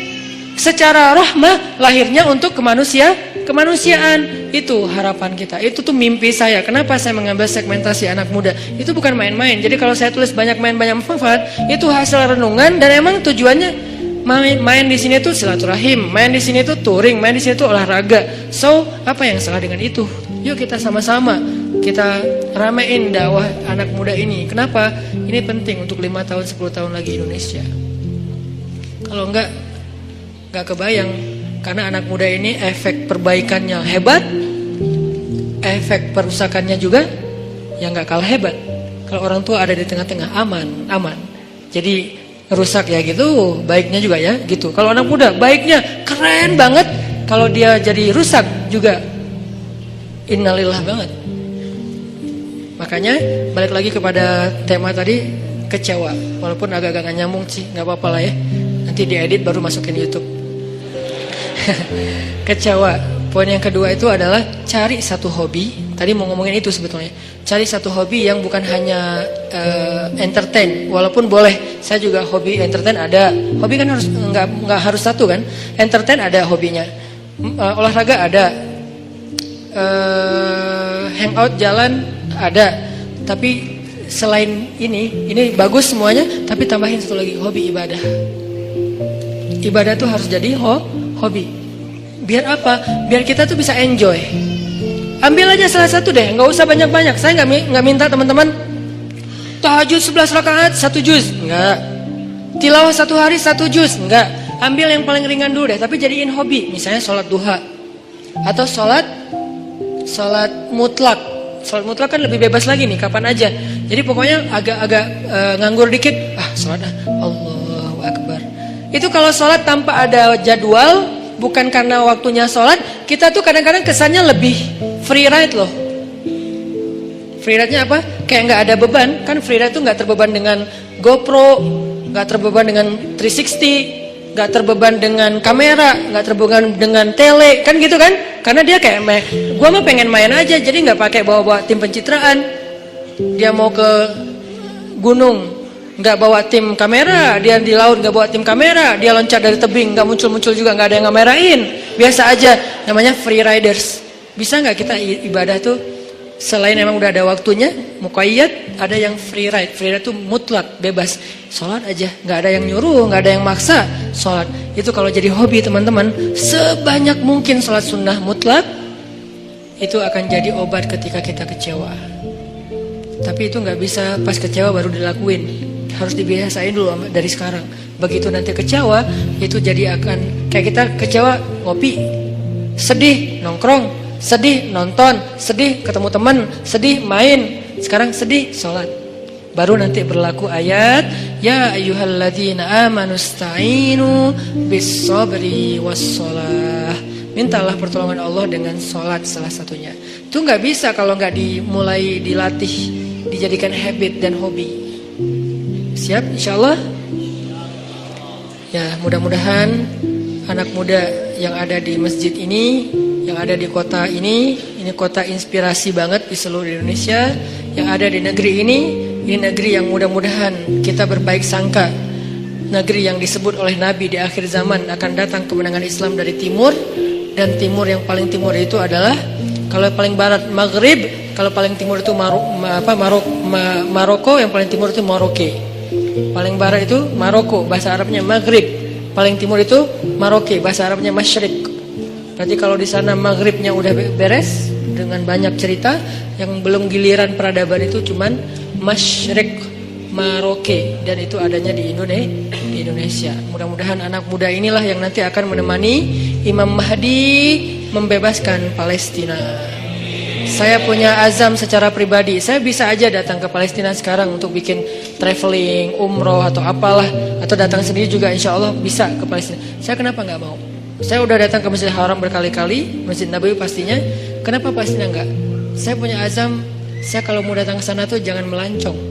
Walaupun boleh-boleh aja sih yang buat mau jalan ke sana nggak masalah. Tapi saya pribadi nih ya, saya pengen datang ke sana itu sebagai salah satu barisan pembebas. Kalau udah meninggal Ustaz, maka cita-cita ini saya wariskan kepada anak-anak laki saya. Kalau mereka enggaknya, wariskan kepada cucu-cucu laki saya. Pastinya harusnya ini adalah cita-cita kita bersama. Pengen datang ke Al-Aqsa, sholat di pelataran masjidnya, diimamin oleh Imam Mahdi, sholat subuh, tiba-tiba dari langit kelihatan cahaya. 2 malaikat turun bersama di tengah-tengahnya Nabi Isa, berpegangan kepada sayap malaikat. Turun sholat subuh yang paling luar biasa, kolosal. Lalu Imam Mahdi sama Nabi Isa dorong-dorongan siapa yang jadi imam. Nabi Isa aja, Mahdi aja, Nabi Isa aja, Mahdi aja. Nggak ada saya lagi di situ. Ustaz Hanan aja, enggak lah. Siapa saya gitu kan ya? Enggak, udah tinggal 2 orang imamnya. Jadi nggak ada yang boleh caper-caperan. Siapa yang dorong saya ya? Nggak ada, nggak berlaku. Cuman 2 yang berlaku, antara Nabi Isa atau Imam Mahdi. Kemudian salah satunya jadi imam. Beres sholat subuh, speech. Kita akan kejar Dajjal. Di mana dia? Di daerah Lot City. Bahasa hadisnya Bab Lud. Sekarang udah ada Lot City, udah ada Lot City, cari aja di Google. Lot City itu salah satu bandara internasionalnya Israel. Jadi ada beberapa bandara internasional, salah satunya di kota Lot City, itu bandara internasional. Di sana akhirnya semuanya serentak. Itulah hari pembebasan manusia dari kezoliman orang-orang yang zalim. Itu bukan hanya hari orang beriman, tapi itu adalah hari kemenangan bagi semua manusia, karena mereka menjadi dihargai kemanusiaannya. Dan saya punya cita-cita kalau Allah kasih kesempatan, saya pengen jadi salah satu. Tapi untuk bisa berada di barisan itu kan seleksinya ketat ya. Kita pantaskan diri kita. Cara ikhtiar saya memantaskan diri, saya terlibat dalam dakwah pemuda hijrah. Saya bikin pemuda hijrah. Saya mikir gimana caranya dakwah hijrah ini benar-benar bisa eksis di seluruh Indonesia dan dunia. Sehingga nanti kalau Imam Mahdi muncul, saya dianggap pantas. Masuk lo. Saya imam, ya, oh iya, masuk aja. Kenapa? Udah pantas, karena punya karya kan? Kita punya nggak karya nih? Cara kita biar punya karya gimana? Jangan bikin sendiri-sendiri, karena kapasitas kita bukan sebagai ustadz. Support ustadznya. Apa kapasitas teman-teman? Anak mobil, di sini ada teman-teman anak mobil, anak modifikasi. Kita mau bikin event bareng. Anak apa lagi? Anak seni. Saya yakin semua potensi anak muda itu adalah anugerah Allah. Saya nggak mau menjudge potensi teman-teman itu ada yang positif negatif. Semuanya positif selama tidak melanggar syariat. Potensi itu coba support saya. Man ansari ilallah. Siapa di antara kalian yang mau mensupport saya di jalan Allah? Itu kan akad dakwah. Yuk kita bangun negeri ini. Karena dakwah kita kan dakwah damai kan. Kita kan nggak mau ribut-ribut. Kalau terpaksa ribut dan kontroversi di sosmed, ya bukan karena kita. Pernah nggak saya sengaja rame-ramein di sosmed biar heboh gitu, biar followers saya naik? Ya enggak lah. Kalau sesekali ada, ya qadarullah naik followers sih. sombong. Padahal kalau mau digitu-gitu kan tinggal ambil yang trending topik apa sekarang, masalah misalnya pernikahan. Ya udah saya bikin komen saya tentang bab itu, kan naik tuh follower saya kan ya, karena viewernya gede. Buat apa? Saya nggak kayak gitu. Tapi kalau terjadi kontroversi sesekali ya qadarullah untuk menguji kesabaran, menguji iman. Intinya teman-teman, yuk sama-sama kita jadikan Indonesia ini benar-benar kiblat peradaban. Kalau kiblat sholat nggak boleh, kiblat sholat tetap Mekah. Kiblat peradaban yang dimulai dari anak muda, dan itu mungkin banget dari Bandung. Kenapa? Bandung punya sejarah. Tinggal kita mengulangi sejarah itu. Apa yang pernah terjadi akan terjadi lagi. Tidak ada yang baru di bawah matahari. Kata siapa Ustaz? Lupa, saya cari aja di Google. Mudah-mudahan bermanfaat. Oke, mudah-mudahan apa yang tadi kita dapatkan bisa jadi tambahan iman, memperbaiki akhlak, membuat kita lebih semangat lagi tongkrong dalam majelis ilmu. Dan saya titip satu hal, anak muda ayo bangkit bersama, bangkit dengan bersatu. Jangan sampai urusan politik 2019 April memecah belahkan anak muda. Enggak boleh. Kita boleh beda pilihan, tapi kita enggak boleh saling mencela dan berpecah belah. A'udzubillahi minasyaitonirrajim. Bismillahirrahmanirrahim. Alhamdulillahi rabbil alamin. Alhamdulillahi rabbil alamin. Hamdan yuwafi ni'amahu wa yukafi'u mazida.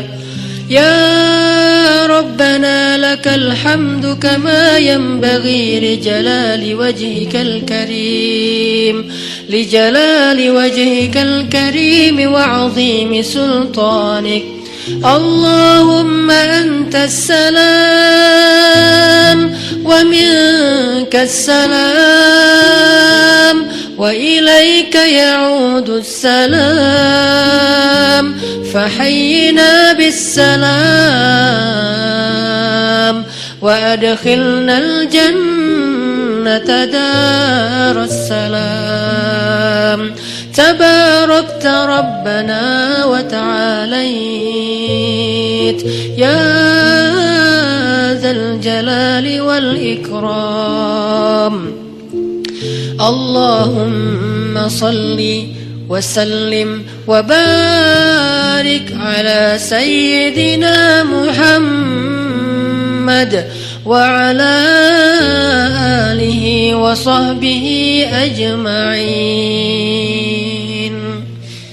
Duhai Allah yang maha pengasih lagi maha pemurah. Duhai Allah yang maha baik dan maha pengertian. Duhai Allah yang maha lembut dan maha santun.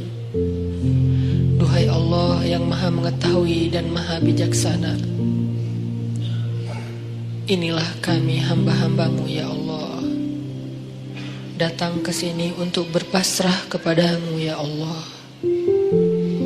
Kami serahkan pikiran kami untuk Engkau tuntun kepada ilmu yang benar. Kami serahkan lisan kami agar bisa bertutur dan berzikir dengan nama-Namamu yang mulia. Kami serahkan telinga kami agar mampu mendengar ayat-ayat dan hikmah-hikmah tentang kebesaran-Mu.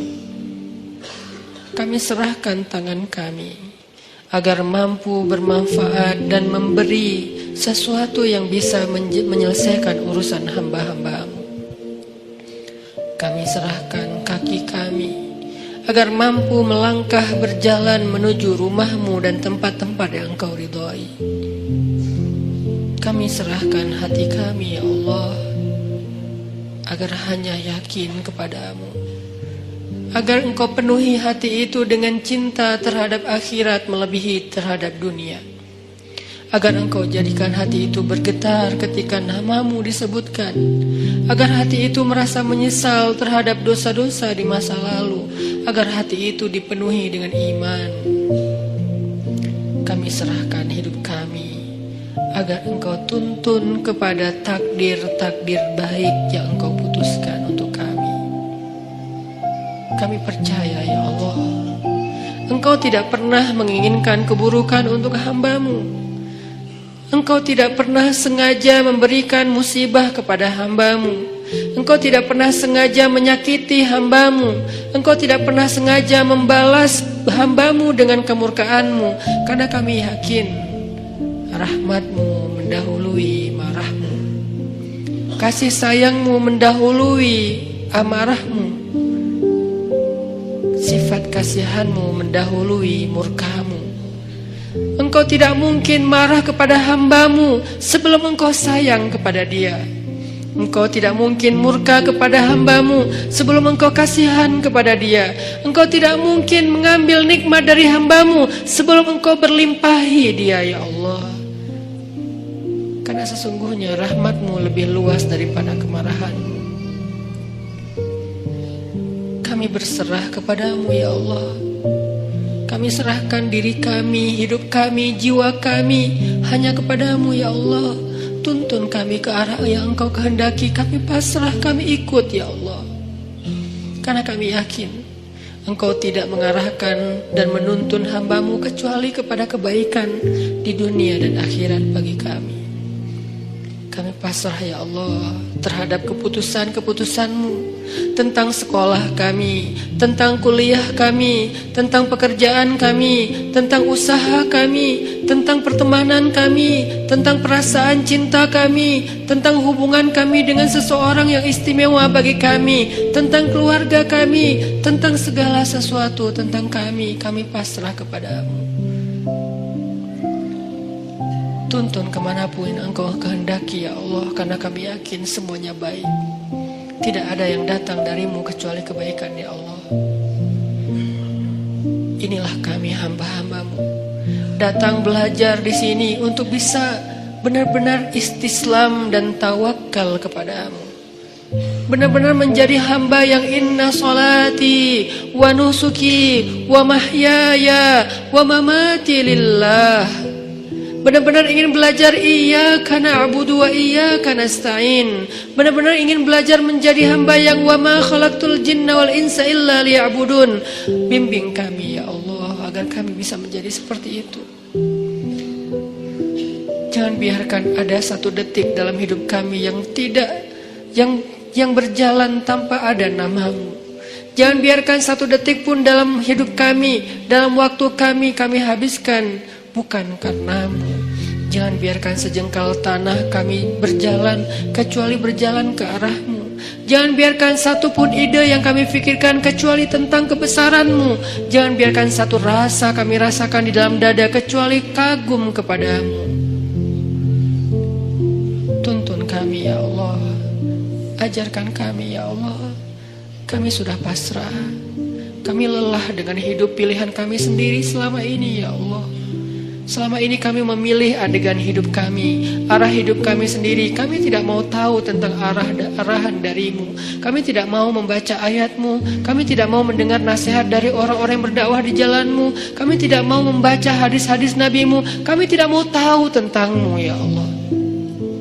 Kami pilih hidup dengan pilihan kami sendiri, seolah-olah kami lebih tahu daripada Engkau. Seolah-olah kami lebih mengerti yang mana baik dan mana buruk untuk diri kami daripada Engkau. Seolah-olah kami tahu segalanya, ya Allah. Kami pilih pilihan hidup. Kami tentukan sendiri segalanya. Kami percaya tanpa-Mu kami bisa, sehingga kami jarang bahkan hampir tidak pernah berdoa. Tapi pada akhirnya kami sadar pilihan itu membawa kami kepada kecelakaan. Pilihan itulah yang menuntun kami kepada dosa-dosa, yang dengan dosa-dosa itu tertutup hati kami, yang dengan dosa-dosa itu membuat kami jauh dari-Mu, yang dengan dosa-dosa itu kami kehilangan nikmat ibadah dan tidak pernah merasa bahagia. Mungkin kami dapatkan harta, tapi kami tidak bahagia. Mungkin kami punya pasangan, tapi kami tidak akur. Mungkin kami punya keluarga, tapi semuanya sibuk sendiri-sendiri dan kami tidak utuh. Karena kami menentukan hidup kami sendiri dan tidak meminta bimbingan-Mu, ya Allah. Kami lelah dengan itu. Kami pasrah. Kami ingin kembali kepada-Mu. Pilihan-pilihan kami sudah kami tinggalkan. Pilihan-pilihan kami sudah kami abaikan. Kami tidak ingin lagi terjebak seperti dulu, ya Allah. Bertahun-tahun hidup kami sia-sia. Kami ingin Engkau yang memilihkan hidup untuk kami, ya Allah. Kami ingin Engkau yang memilihkan apa yang terbaik bagi kami, ya Allah. Kami ingin Engkau yang memilihkan pasangan hidup kami, ya Allah. Karena yang terbaik adalah yang Engkau pilihkan. Kami ingin Engkau yang memilihkan pekerjaan yang halal untuk kami, ya Allah. Kami ingin Engkau yang memilihkan hijab yang menutup aurat untuk kami, ya Allah. Kami ingin Engkau yang memilihkan teman yang bisa mengingatkan kami ketika kami lemah. Karena Engkaulah yang sebaik-baik pemilih teman bagi hambanya, ya Allah. Kami ingin Engkau yang memilihkan hari-hari kami, esok, lusa, dan seterusnya. Pilihkanlah untuk kami. Kami ikut, ya Allah. Jika Engkau panggil kami, lapangkan dada kami untuk bisa menerima panggilan itu dengan lega. Hayya 'alas shalah.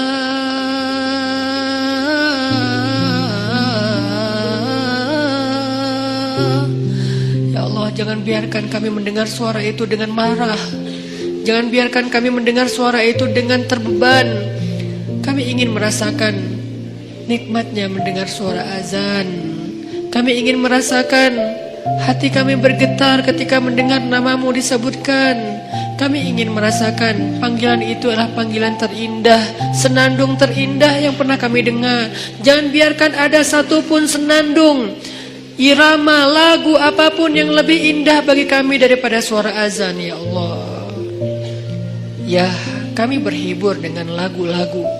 Kami berhibur dengan senandung-senandung manusia. Tapi kami tidak mau senandung itu mengalahkan suara azan. Celaka kami jika kami mengganti suara azan dengan hiburan-hiburan makhluk, ya Allah.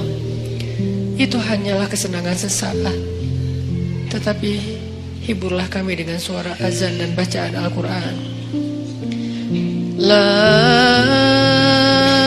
uqsimu biyaumil qiyamah.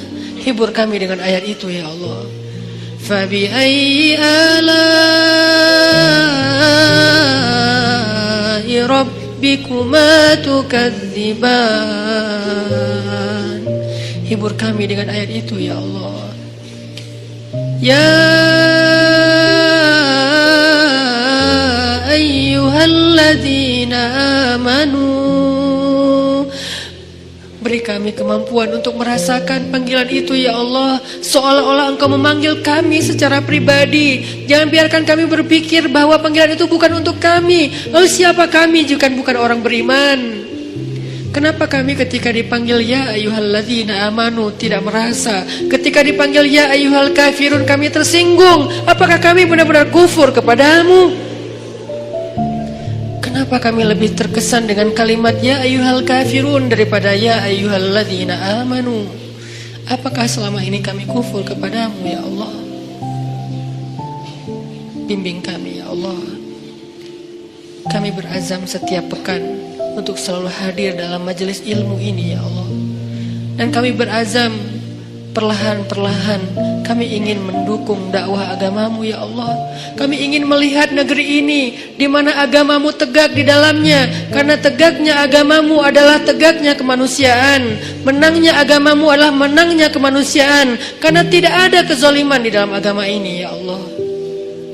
Kami ingin melihat suatu hari nanti salah satu di antara kami yang ada di sini mengumandangkan azan untuk rakyatnya.